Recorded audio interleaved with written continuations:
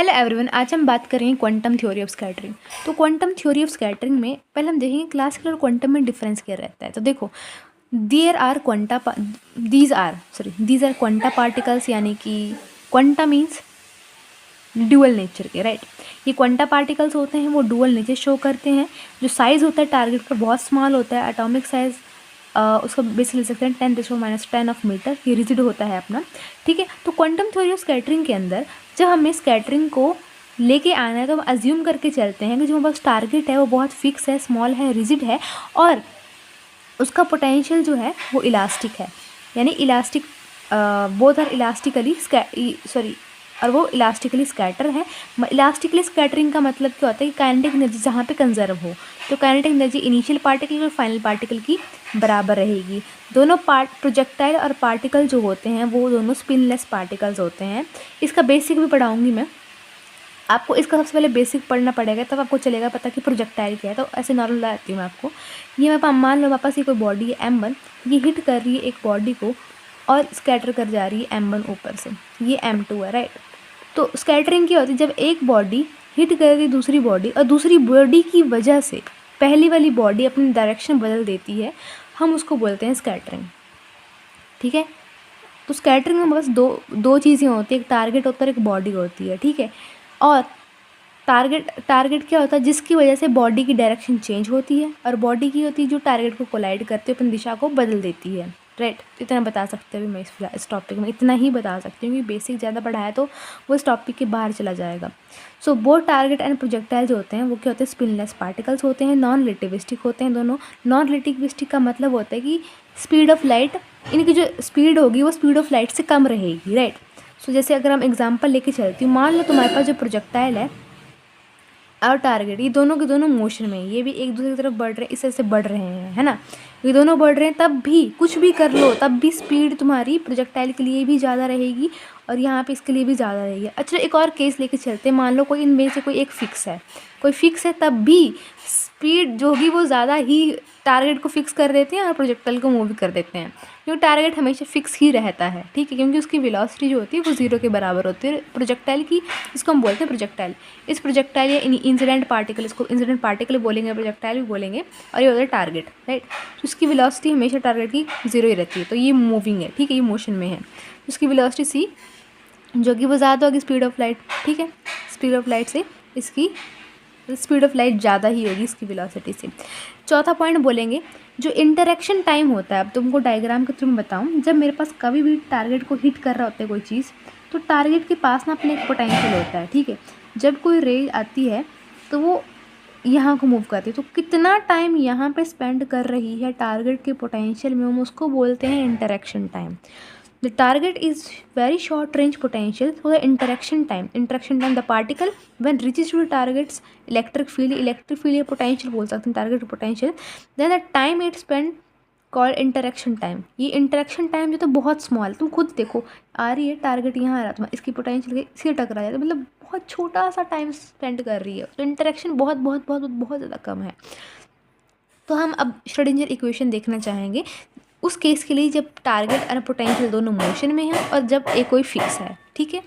सो आइए देखते हैं। तो वो होगी एक लेबोरेटरी फ्रेम मानी जाएगी और एक सेंटर ऑफ मास फ्रेम। कहने का मतलब ये है, अब हम देखेंगे problem, we consider Schrodinger equation, target and potential projectile both are in motion, then case of central mass frame. तो वो केस होता है जब प्रोजेक्टाइल और टारगेट दोनों मोशन में हो, ये दोनों एक दूसरे की तरफ बढ़ रहे हों, तो स्कैटरिंग तो हो रही है। आप सोच रहे हो कैसे स्कैटरिंग हो रही है, दोनों एक दूसरे, स्कैटरिंग बच्चे ऐसे होगी और ऐसे, ये स्कैटरिंग तब भी होगी जब एक दूसरे की तरफ बढ़ेंगे, तब भी स्कैटरिंग होगी। तो वो इस तरह की डायरेक्शन होगी, इनकी बताया डायरेक्शन मैंने। सो जब प्रोजेक्टाइल और टारगेट हमारे पास दोनों ही मोशन में होंगे तो वो सेंट्रल मास फ्रेम में कंसीडर किए जाएंगे, राइट। तो श्रोडिंगर इक्वेशन इसके लिए कैसे लिखी जाती है, बस म्यू लग जाता है, रिड्यूस मास म्यू। और जो लेबोरेटरी फ्रेम के लिए क्या होता है, जब एक फिक्स होता है, प्रोजेक्टाइल मोशन में ही टारगेट फिक्स है, तो जैसे हम श्रोडिंगर इक्वेशन नॉर्मली लिखते हैं ना, वैसे ही लिखेंगे। यहाँ पर रिड्यूस मास लगे। रिड्यूस मास क्या होता है, small m capital M small m plus capital M। तो शायद मैंने उल्टा लिख दिया कि नहीं, ठीक है। और ये जो स्मॉल m है, स्मॉल m किसका है, मास है प्रोजेक्टाइल का, और कैपिटल M टारगेट, क्योंकि प्रोजेक्टाइल इंसिडेंट पार्टिकल होता है, टारगेट बहुत भारी होता है, तो भारी चीज़ें जो होती हैं वो स्कैटर नहीं करती हैं, इसलिए इसका मास कैपिटल M है, इसका स्मॉल m है, राइट। और यहाँ पे जो वी क्या है, वी क्या पोटेंशियल, ये पोटेंशियल क्रिएट कब होता है, जब इंटरेक्शन टाइम जो होता है ना, इंटरेक्शन टाइम जब बन जाता है, इंटरेक्शन टाइम जो होता है टारगेट और पोटेंशियल का, वो ठीक है। अब मैं बात करूँगी creates when there is interaction between the targets field potential and the incident particle. जब ये टारगेट है, टारगेट इसको और इसके बीच में जो इंटरेक्शन हो रही है पोटेंशियल में, बस तब क्रिएट हो जाता है। तो पोटेंशियल को हम लेके चलेंगे, जैसे हमने इलेक्ट्रोस्टैटिक में पढ़ा है कूलम्स फोर्स में, q equal to 1 r square, तो आर की वैल्यू मैं 0 ले लूँगी, तो 1/0 इक्वल्स टू इन्फिनिटी, यानी कि वी ऑफ आर को मैं लेके चलती हूँ, मेरे पास 0 पोटेंशियल है। अगर मैं यहाँ पे सोर्स लगा दूँ, दूर से देखने के लिए इंसिडेंट पार्टिकल को, और यहाँ पे डिटेक्टर लगा दूँ, बहुत दूर लगाएं इन्फिनिटी डिस्टेंस पे, और ये होगा आर पे, r is equals to 0 distance है पास टारगेट, राइट, ये अपनी जगह ही रहेगा। तो हम लेके चलते हैं, ये तो नॉर्मल से बेसिक कंसेप्ट था। अब हम लेके चलेंगे अपने इन दोनों में से कोई एक श्रोडिंगर इक्वेशन, मान लो हम ये वाले लेते हैं क्योंकि हम इसको ही मैक्सिमम टाइम यूज़ करते हैं। सो हम कौन से लेबोरेटरी फ्रेम वाले श्रोडिंगर इक्वेशन को ले लेते हैं, तो हमने ये ले लिया, राइट, जहाँ पे वी ऑफ आर की वैल्यू क्या है, 0 है। बहुत सिंपल है, सब जर्नल हमने क्वांटम मैकेनिक्स में करें, सारी चीज़ें हैं, बहुत सिंपल है ये, ठीक है। तो पार्टिकल जो है वो जेड एक्सिस के अलॉन्ग इस तरह से मूव कर रहा है, तो हमने श्रोडिंगर इक्वेशन हमने लिख दिया अपने पास कीजिए, हमारे पास श्रोडिंगर इक्वेशन ये आती है। सो डी स्क्वायर साइड 2 हमें एच का स्क्वायर, ये चीज़ सब नॉर्मल हमने पढ़ी हुई है। अब हम इसका सोल्यूशन लेके चलते हैं e of m of z, इसको हमको ये इसकी वैल्यू चाहिए, right, d psi by d z करा, ये वैल्यू आ गई, डी स्क्वायर साई करा, ये करा, ई एम जेड किसकी, ये M square psi, M square psi value आ गई, हमने यहाँ पुट कर दी इसके साथ, तो हमारे पास ये इस तरह से बन गया। बिल्कुल बेसिक है, बिल्कुल बिल्कुल ही बेसिक है ये, ठीक है। हमने क्वांटम मैकेनिक्स अगर तुम लोग पढ़ रहे हो तो तुमको इतना तो आता होगा, ठीक है। फिर हम क्या करेंगे, साई तो नॉट इक्वल टू 0 होने से रहा, तो हम जो 0 होते हैं तब उनको लिखते हैं आयोटा की, हमारे पास आगे इसको सॉल्व करके। तो अब जनरल इक्वेशन कितनी आती है हमारे पास, तो साई की जो जनरल सॉल्यूशन आता है, जनरल सॉल्यूशन क्या होगा हमारे पास, वो होता है A e iota of k of z B e minus iota of k of z. अब देखो मैंने बोला कि डायरेक्शन जो जेड एक्सिस की तरफ है, नेगेटिव क्यों आ गया, तो नेगेटिव वाली टर्म मैं कैंसिल कर दूंगी, इसको मैं लूँगी नहीं। यहाँ पे लिखा भी पार्टिकल जो पॉजिटिव जेड एक्सिस की ओर है, सो ए ई आयोटा के ऑफ जेड मेरे पास आ गया। तो अब हम जेड को आर से रिप्लेस कर दें, के डॉट आर कर दूँगी, क्योंकि के को हम अगर ऐसे कोऑर्डिनेट सिस्टम में लिखूँ मैं, के एक्स आई के वाई जे के जेड के, अब मैं आर को लिखूँ वो तो एक्स आई वाई जेड के सॉल्व करूँगी, तो एक्स के और वाई की जरूरत ही क्या है, जब मुझे जेड चाहिए, तो जेड के जेड जो है के वो क्या आ रहा है हमारे पास, के डॉट आर के बराबर आ जा रहा है। तो यहाँ पे हम के डॉट आर हम यहाँ पे इससे रिप्लेस कर देंगे। अब ये मुझे मिल गई साई इंसिडेंट्स। अब मुझे चाहिए साई स्कैटर। साई स्कैटर मुझे कैसे चाहिए, now we know that the wave represent the plane wave. अब जो सुनो, अब हम जानते हैं जो साई होता है, साई वेव फंक्शन जो होता है वो प्लेन वेव्स को रिप्रेजेंट करता है। जब तुम्हारे पास कभी भी प्लेन वेव्स जो होती हैं वो टारगेट पे जाती है तो वो स्फेरिकली सिमेट्रिकल हो जाती है, राइट। तो अब स्फेरिकल सिमेट्रिक वेव फॉर्म करता है जब वो स्कैटर कर जाता है। तो अब साइज स्कैटरिंग की वैल्यू होती है, साइज स्कैटरिंग की value E at k f are upon are होता है। अगर तुम कुछ याद भी करना ना, जैसे यहाँ पे लिखा ना A e at k f r है, यहाँ पे सेम यहाँ पे भी size scattering is to A e at k f r है अपॉन आर कर देंगे एफ थीटा कॉमा फाई। ये एफ थीटा कॉमा फाई क्या होता है, स्कैटरिंग एम्पलीट्यूड होता है हमारे पास।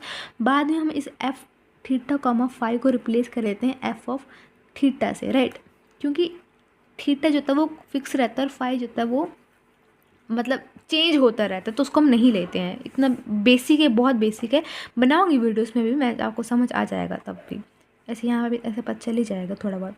सो 10 फ्रॉम इक्वेशन 6 एंड 8, जो 6 इक्वेशन ये है, मेरे पास 8th इक्वेशन ये है। साई इंसिडेंट, साई की वैल्यू मैंने निकाल दी, इंसिडेंट प्लस स्कैटर तो वैल्यू मैंने पुट कर दी, एक मैंने बाहर निकाल दी, ये मेरे पास वैल्यू बन गई, राइट।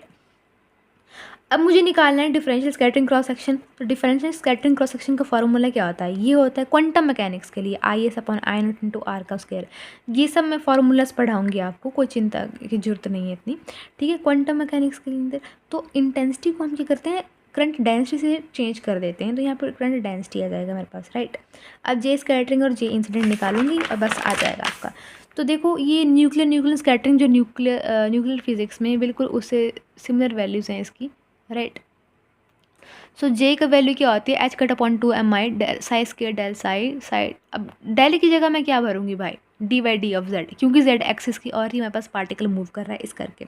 तो स्कैटरिंग के लिए यहाँ स्कैटरिंग लगा दो, इंसिडेंट के लिए इंसिडेंट लगा दो यहाँ पे। तो साई इंसिडेंट की वैल्यू मैंने ये देखी है। अब साई स्टार की क्या होगी, नेगेटिव में आ जाएगी, ए स्टार यहाँ पे नेगेटिव लग जाएगा। साई स्कैटरिंग की वैल्यू ये है, तो जब कॉम्प्लेक्स में कितनी आ जाएगी, ए स्टार, और यहाँ पे नेगेटिव लग जाएगा।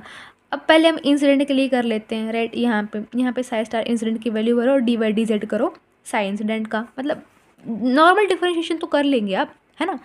तो उसको समझाने की जो, देखो ये डिफरेंशिएट हो यहाँ पे, ये कॉम्प्लेक्स कोऑर्डिनेट यहाँ पे डिफरेंशिएट, कॉम्प्लेक्स वाला जो है ये पार्ट है वो डिफरेंशिएट हुआ। फिर यहाँ से ए और ए को मैंने इकट्ठा कर दिया, यहाँ पे आई के प्लस आई के हो जाएगा यहाँ पे,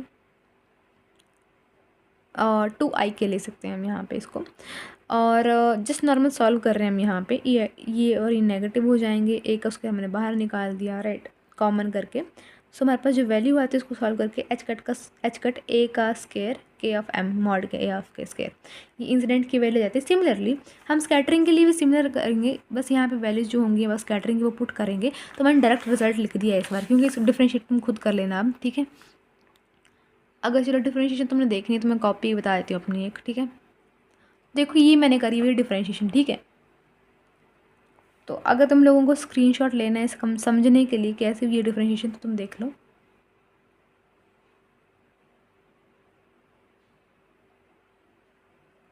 इस तरह से, ठीक है, डिफरेंशिएशन हुई है। तो मैं सिर्फ यही वैल्यू, जो लास्ट वैल्यू मैं इसी को लेकर यहाँ पे लिखूँगी, ठीक है। सो मैंने देखो वही वैल्यू लिखी है कि इस इंसिडेंट की वैल्यू ये है, स्कैटरिंग की वैल्यू मेरे पास ये आ गई है, राइट। अगर तुमको मान लो तुमको अगर रट्टा भी मारना है, अगर तुम भूल जाते, तुमको ये नहीं आ रही, सॉल्व नहीं हो रही, तो इंसिडेंट की वैल्यू क्या ये है कि नीचे भेज दो और साथ में आर का स्क्वायर लगा दो, कि नीचे भेज दिया, आर का स्क्वायर लगा दिया।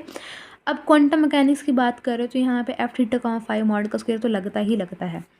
जो जे स्कैटरिंग की वैल्यू, जो इंसिडेंट की वैल्यू पुट करो, सॉल्व करो, ये तो हमारे पास आ रहा है, ठीक है। अब टोटल स्कैटरिंग क्रॉस सेक्शन का फॉर्मूला क्या रहता है, ये रहता है डी थीटा कॉमा फाइव, क्या होगा हमारे पास, और डी ओमेगा होता है sine theta cos theta D of five, sorry sine theta D theta D of five. ये बेसिक है, सारे बताऊंगी आपको मैं।